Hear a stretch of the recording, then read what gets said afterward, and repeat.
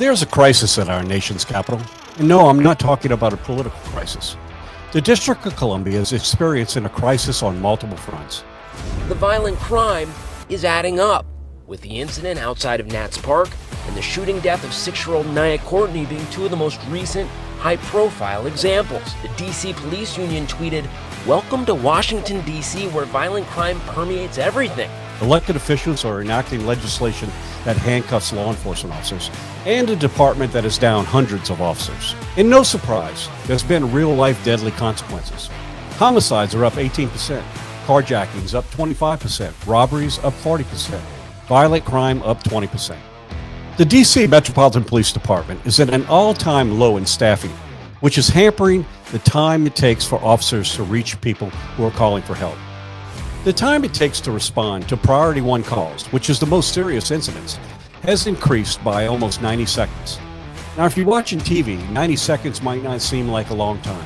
But if you're a victim in dire need of help, 90 seconds could make the difference between life and death. Across the country, leaders of the Fraternal Order of Police are fighting back against legislative attacks being waged by agenda-driven politicians. Today, we're joined by one of them, Gregg Pemberton, chairman of the D.C. Metropolitan Police Department's Labor Committee. Gregg represents more than 3,600 rank-and-file D.C. Metropolitan Police Department officers who go to work every day and serve and protect those living in our nation's capital. I am Patrick Gills, National President of Fraternal Order Police, and this is The Blue View. Well, Gregg, thanks for joining us today with The Blue View. Tell our listeners a little bit about yourself. Well, thanks for having me, Pat. My name is Gregg Pemberton. I'm the chairman of the Fraternal Order Police Metropolitan Police Department Labor Committee here in the District of Columbia. We represent about 3,500 men and women in the Metropolitan Police Department. I've been on the police department about 17 years. I came on in 2005. I was lucky enough to make detective pretty quickly, and for the past 14 years, I've been a detective working violent crimes here in the District of Columbia. Yeah. Carjackings, homicides, violent crime, all of these things are on a rise here in D.C. Just how dangerous is it to be a law enforcement officer in the District of Columbia today? Well, as alarming as those stats are, I don't think they paint the whole picture. If you go into some of these neighborhoods that are normally plagued with violence, and the ones that we spend most of our time in, trying to keep those neighborhoods and those communities safe, they really look like war zones nowadays. And even though those stats talk about citywide crime, and you can see crime rising in even affluent areas here in the District of Columbia and upper Northwest, which is a very affluent area, starting to see carjackings, armed robberies, shootings up in those areas like that. But what's really alarming is when you go to the areas that we call east of the river, which typically some of the less affluent problem areas, it's really sad for some of the citizens that live over there, because it's just become absolute mayhem. So what would you attribute to that surge in crime? Well, there's a lot of issues that are going on right now, but obviously law enforcement has been under attack for the past couple of years, and particularly in major cities, and Washington, D.C. is no exception. What we've seen here is our city council in particular, and I should say D.C. is sort of a unique area. It's not a state. It acts a little bit different than regular cities because there's no state legislature, there's no governor. So really our city council and our mayor sort of are the end all be all of the laws in the city. And so they've taken advantage of that, and they've passed a number of reforms, really sweeping reforms that they call, police reform and police accountability, that really do none of that. All of these provisions really move in one direction, which is handcuffing police officers, preventing police officers from doing their jobs, preventing them from interdicting crime. And then also, even when we're able to go out and do our jobs, there's some of these bills have gone out and prevented prosecutors and judges from actually sentencing people to serious penalties for these crimes. Across this country, and as you say, DC is not immune to it by any stretch. Maybe even more complicated in some ways. But what we've seen is failed experiments by public officials that have been quick to demonize law enforcement and take away the very tools that we use in order to do our jobs. And we see crime going up in cities all across America. Law enforcement, I don't think anybody in law enforcement ever said we get it right 100% of the time. There's a human element involved in all of this. But at the same time, law enforcement officers are committed to protecting our communities, and they do it in a way that, time tested, policies and procedures that allow us to be able to take bad people out of the lives of the people that we protect. And when we hamper that, we see these very things. What have you? What is your experience here in DC? That you mentioned it about the revolving door, the lack of consequences for the actions of criminals that are taking advantage and preying on the very people that politicians say that they're protecting from the police. Yeah, Pat, it's very frustrating. So, we're short hundreds of officers like other major cities, and that really puts a big onus on the remaining officers that are out here. There's significantly more work to do with more calls for service, with more crime, and less officers to do that. There's a lot of burnout that goes into that, but nonetheless, our officers go out and they do their job every day, regardless of that, and they're willing to work overtime. They're willing to stay late, come in early, in order to address these demands because they care about the community. And even though these legislative fixes that the city council has put into place that really do prevent them from doing their job, we are still able to go out and apprehend the bad guy, whether that's through good police work or detectives typing warrants. But we're able to come up with probable cause, figure out who committed these crimes, and arrest them. And then that's where the problems begin, is we bring them down to the prosecutors, who are U.S. attorneys here in the District of Columbia, which again makes it even more complicated. And the prosecutors are not taking these cases seriously. A lot of these cases are getting dismissed, or they're getting prosecuted as significantly lesser crimes than they really should be. And even when the prosecutors are taking these cases seriously and charging people appropriately, if we get a conviction, the judges are just not convicting people or not sentencing people in a way that's consistent with the crime. I'll give you a couple of examples. We had a suspect that committed a homicide, really an execution, in broad daylight on the street. He walked up to another man, put a gun to his head, pulled the trigger, and killed him right there on the street in broad daylight. Our detectives figured out who was responsible. They went out, they typed a warrant, they got him arrested, they brought him into court. He was charged with that murder. And ultimately, after he was convicted, he received a sentence of 8 years. We had another case that just came in today that's similar. A suspect chased a victim down an alley with a knife, caught up with him, stabbed him multiple times, killed him. He was arrested that very same day by our hardworking officers. And ultimately, he's convicted in the court system, and he receives a penalty of 7.5 years, time served. And this is, if people are wondering, why are there so many crimes in DC? Why am I hearing about carjackings and armed robberies and shootings? Well, if the penalty for murdering somebody in broad daylight is 8 years or less, then there really is no penalty for any of these other crimes, including assaulting police officers. Yeah, and add to that, the vast majority of violent crime is committed by a small handful of people. And when those small handful of people are allowed to just to walk out through the back door on either the sweetheart deals or low bonds or whatever, what we're finding is these very people we take off the street are quickly going back and continuing to offend and create more violence within the communities. And ironically, they're the communities that are struggling the most are the Black and brown communities that have these problems already. The ones that very, many of these public officials think that they're actually helping. They're making their communities less and less safe. That's right. And the point of the criminal justice system, and we know it's not perfect, but it's, in my argument, is the best system that's been invented as to date. But the point of the criminal justice system is to penalize people when they've broken the law. And there should be significant penalties when people break the law for these type of crimes that we're talking about here. And they're just not doing that. And so the people that are willing to take advantage of other citizens and really go out and terrorize communities, they know that there's no penalties out there for behaving this way. And so they do it repeatedly over and over and over again. And all they have to do is go in front of the judge and claim that they're sorry and pretend they're remorseful. And the judges will let them right out the back door. Only for them to arm themselves and go out and continue terrorizing the community. And I think, going back to your last question, I think this is why officers are so frustrated, is because they want to keep these neighborhoods safe. They want to keep these communities safe. That's what the citizens are asking for. That's what they're looking for us to do. We're doing everything we can in our power to do that. And the system is just broken. There's no way to actually hold these people accountable.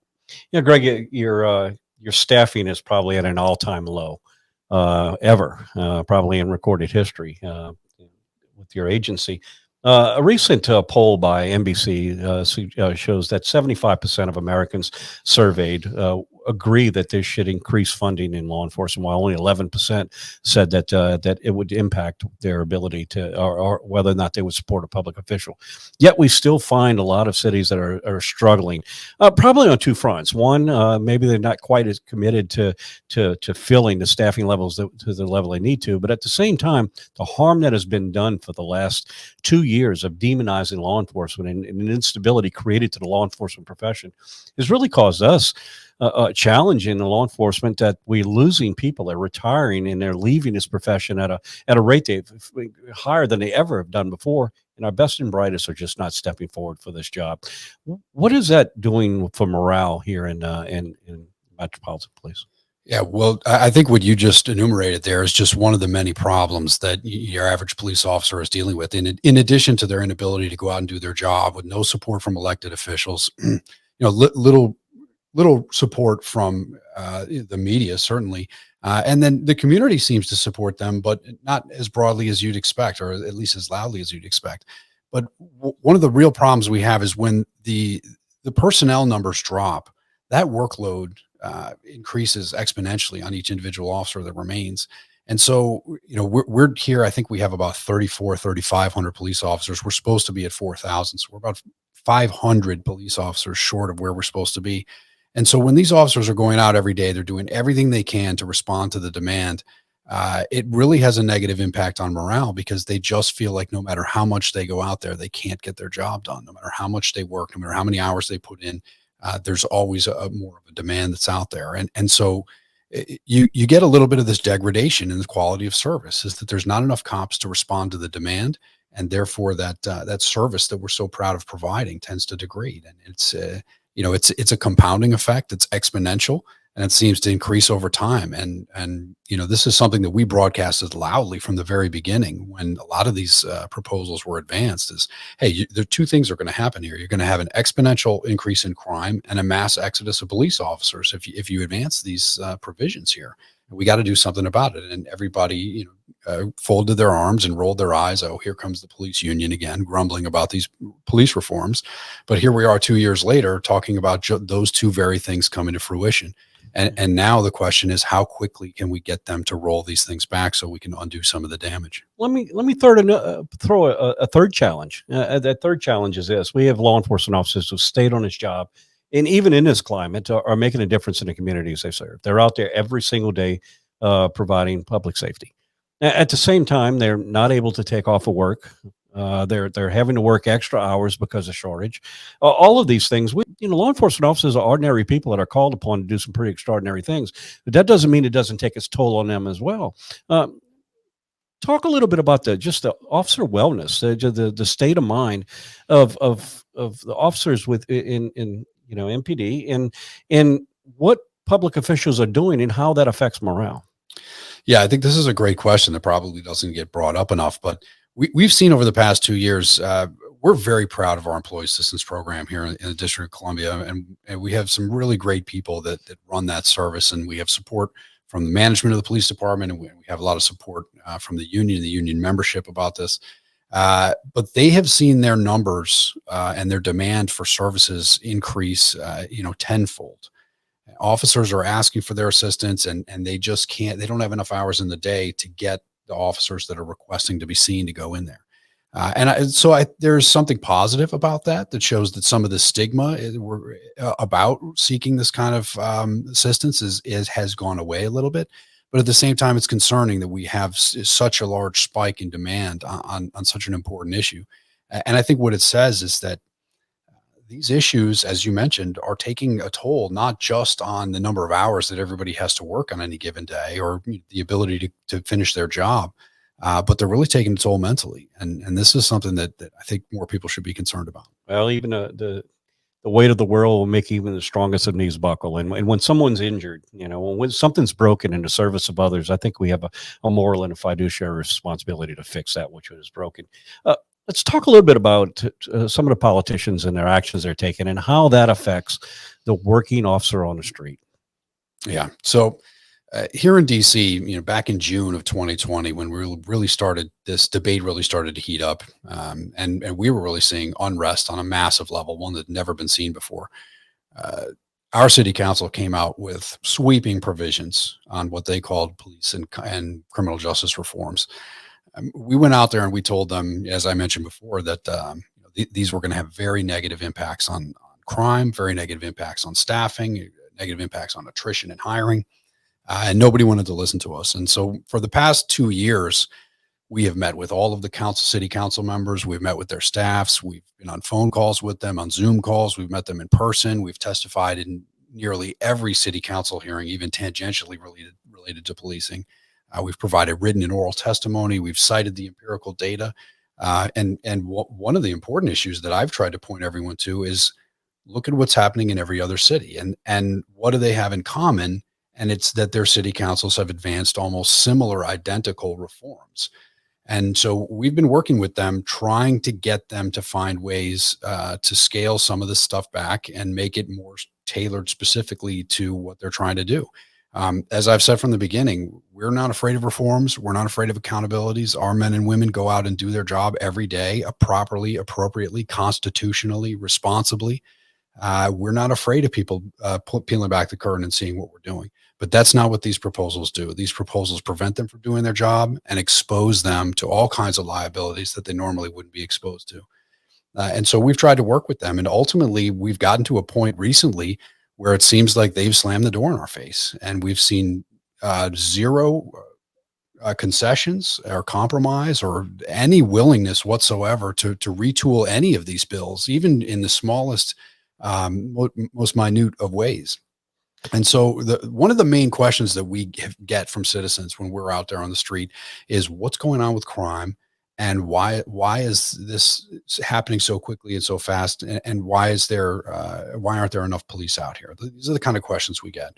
And the answer is that the city council has changed the way that we're able to do policing in the city. And so we recently embarked on an ad campaign to try to educate the citizens on exactly what we think the problem is. And there's 2 council members specifically who've gone out and advanced bills that are completely detrimental to law enforcement and public safety. And while we've been trying to negotiate with them behind closed doors in a way to fix these bills, they don't want to hear it. And so we think it's time to let the citizens know exactly what's going on. So you've been calling attention specifically on this issue, and have put together press releases and also a video as well. Let's watch that video. Who's to blame for this crime wave? D.C. council members Charles Allen and Phil Mendelson. Their laws let criminals run free and prevent police from keeping us safe. They even cut police funding. Hundreds of good cops have left the D.C. Police Department. Phil Mendelson and Charles Allen didn't listen to public safety experts. They read tweets and chased headlines. Now, murder, carjackings, and violent crimes are the worst in 20 years. Tell Phil Mendelson and Charles Allen enough is enough. Innocent people are dying. That's a pretty forward step to be this I guess this open talking about this issue in a public way, and so I can only sense the frustration of what brought it to this point. And talk a little bit about what brought you to this point and what you hope that the public will take away from this. Yeah, well, many of the council members here in the District of Columbia have expressed a desire to try to narrow and tailor some of these bills so that they're not so focused on just broadly preventing police officers from doing their job, but really more specifically tailored to just the reform aspect and the accountability aspect. And that's all we've ever asked.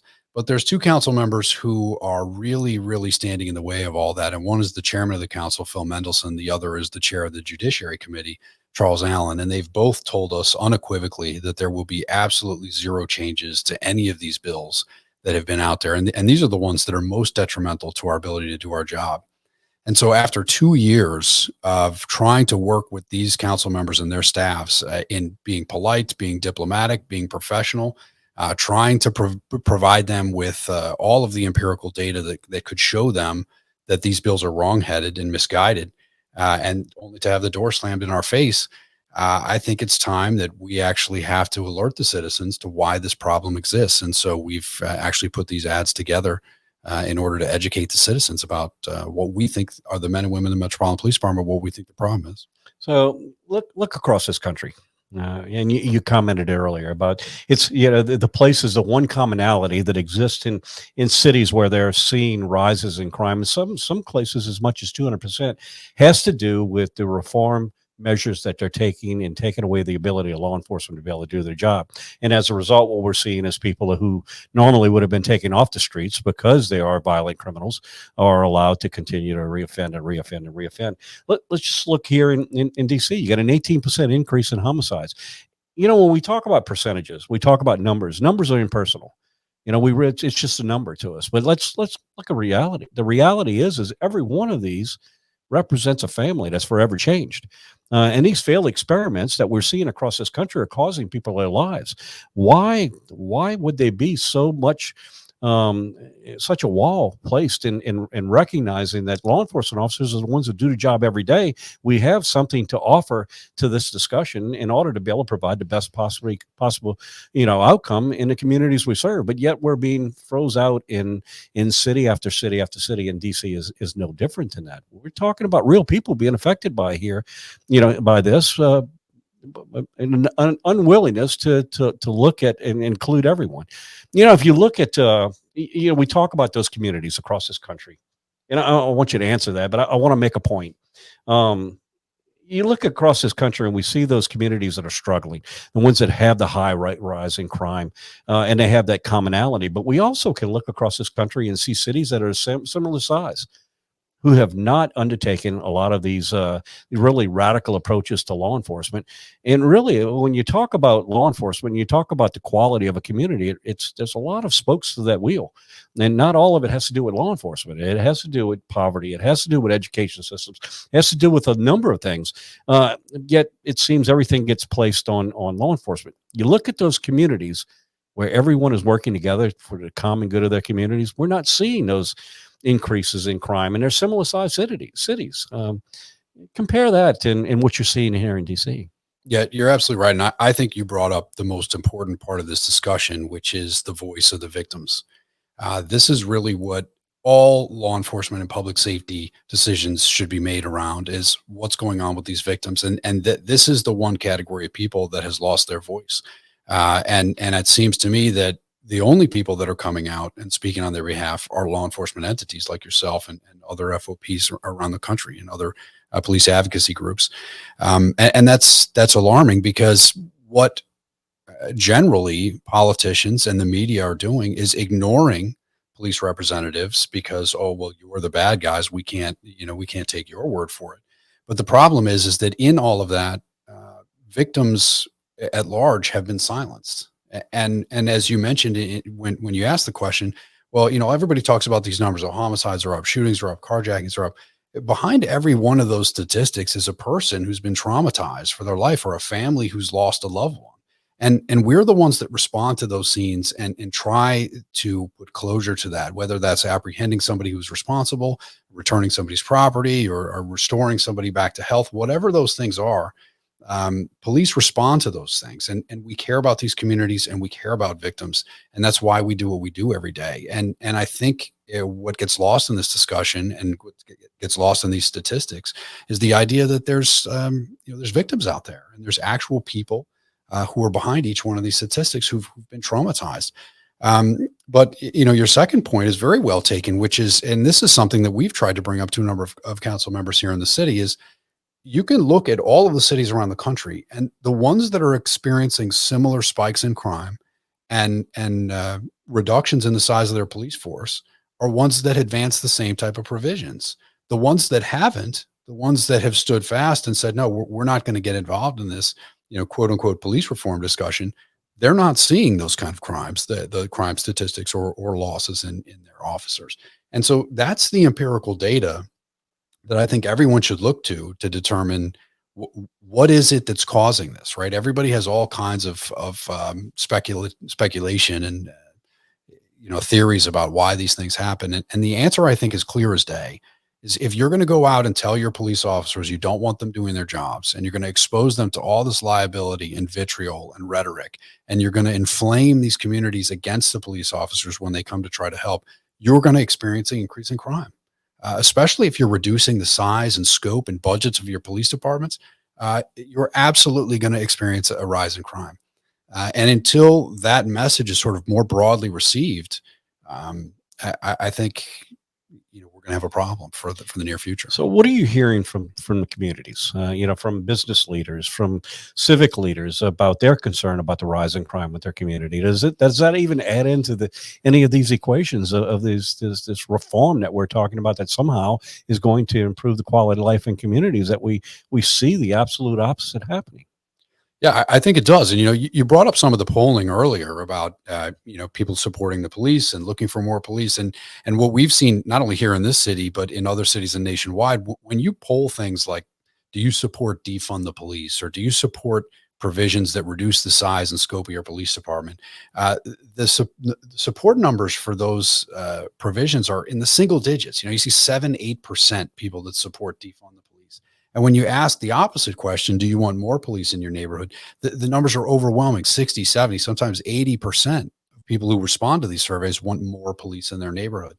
And I think the disconnect is related to the media here in this country, who has been advocating on the side of this sort of police reform movement. And so it doesn't feel like that majority that supports the police is really out there. And I think what we're starting to see now is kind of the pendulum swinging back the other way. And I think there now sounds like there's almost a cacophony, a sort of group of voices that's coming out to say they do support the police and they do support funding the police. And where I think you can see that is a lot of candidates who are running in various races, both local and federal elections. The ones that are saying that they want to support the police and they want to fund the police and they want to get more police in these neighborhoods, and they have a public safety law enforcement message, those are the ones that are leading in the polls or even winning elections for those that have had them. And the ones that are doing the opposite are falling well behind. So I'm hoping that we're on the cusp of moving in the other direction, where we start to move back to a law and order mentality here in this country. Well, I hope you're right, and certainly you could see it happening on a number of fronts, even in Congress. You look at the president's budget, fiscal budget, puts a lot of funding for law enforcement, in fact, greater than we've ever had before. So the message is there that we've run off in a different direction, I think, as a nation. I think if there's anything, the public's quest for having accountability needs to be offset at the cost of public safety as well. And what we're seeing is an elimination of that public safety consideration in it. I'm less concerned to how we got to this point. I think history will record that. What I am interested in is where do we go from here? How do we improve the harm that has been for the last 2 years? How do we get the best and brightest to come into this profession, the next wave of law enforcement officers to be that change, to help shape law enforcement into this new direction of more accountability. I think we all agree that, as you said, we're all about accountability. That's what our profession's for. It's our job is when we don't get it right. Our job is to analyze it and review it and take steps to make sure that we improve as we go along. So just some final thoughts on you. What in the District of Columbia, what needs to happen here in order for everybody to start working together and recognize the damage that is being done by the rising crime, the causation of that rising crime, and what type of partnership with the community and public officials and law enforcement is it going to take for us to recognize that we all own a piece of this, and the only way we're ever going to get past it is if we all work together? Well, I think what needs to happen here is it's a bit of a long game. And what I will tell you is that the men and women of the police department, and their police advocates here in the city are doing everything they can to try to move the ball down the field in order to get these problems solved. I think what they're running up against is typically the media is slow to pick up on this idea that support for police and support for police officers is the answer. But we really need support from our elected officials. We need support from the leaders of these agencies. They need to, and some of them have been out there and advocating for police well, but I think this needs to be a broader, louder message about how we support our police. And we need the leaders of the communities to come out and do the same. And we're trying to do everything we can to make them comfortable doing that. But this isn't a police only solution. And I think you mentioned that in your question, which is how do we get all these people to work together? And I think we need people to understand that policing will only improve when we invest in it. And I'm not just talking about dollars and cents from a budget's perspective, but when we support the people who are out there in the police department, when we support the police department in general, we're going to hire better people, and we're going to have better people come on the department who go out and perform better and serve the citizens and serve the public better. And when we do that, that's when the citizens will start to regain some trust in our profession, especially here in the District of Columbia. And unfortunately, I think there's a lot of damage that's been done. I know that recruiting is hurting, and the attrition numbers are terrible in terms of people leaving the department. But hopefully we can get back to a place where people trust and support the men and women of the Metropolitan Police Department, and that we actually can encourage the best and brightest, as you stated, to come in here and be police officers here in the nation's capital. And I think the better we have, the better police we have, the better we can do. And one thing I'll say is the area in which I agree with a lot of these police reformers or police activists is that they want better policing, is that they want to see better police officers. And I couldn't agree with them more. I think we should have the best of the best. And policing is a government agency. This is a government job, and it's never going to run perfectly. It's always going to have its problems. We should always be looking to improve it. We should always be looking to find ways to make it better. We should always be on the cutting edge of law enforcement and doing things in the most responsible, constitutional way. And the only way you can do that is if you're constantly assessing exactly how you operate. But in order to sort of move in that direction of having better police, what they're trying to do is tear the industry down. And I don't think that you're going to get there. I think all you're going to do is make the industry worse. I think the way that we improve things is to get better police officers, better educated police officers with better reasoning skills, police officers who are better able to think outside the box, or show up on a scene and they're not necessarily reaching for the tools on their belt to solve every problem. I think we can get there. I think we can all get there. And I think the way that we do that is by encouraging the best people we have in society to work in this industry, and not try to drive people away from it. And once we realize that making the police department better is going to improve policing, I think we really can do something to make us, really a standout agency. Yeah, and we also need to recognize that a lot of the problems that ails communities across this country are not all law enforcement. They're all parts, spokes in a wheel. And they all have a significant part of it. And the only way we're ever going to move forward is if we have that open dialogue on how we address these issues in a holistic approach. So, Greg, if somebody wants to know more about how, let's just say people within a community or even business leaders here in D.C. want to have more dialogue about how to improve policing in the District of Columbia, how can they get in touch with you? Well, they can find us at dcpoliceunion.com. They can go to our Facebook page, DC Police Union, or our Twitter page, which is at DC Police Union, and that has links to all of our contact information. I encourage people to go there. Also, our YouTube page has some of the recent ads that we were discussing earlier. Well, great. And Greg, thank you. It's a difficult time to be in law enforcement. It's also a difficult time to be in leadership and in a police union. Just the demonization that's happened across this country, the toll it's taken on everybody. Thank you for you and your board and the work that you're doing, representing the men and women in the Metropolitan Police Department. You're doing a great job.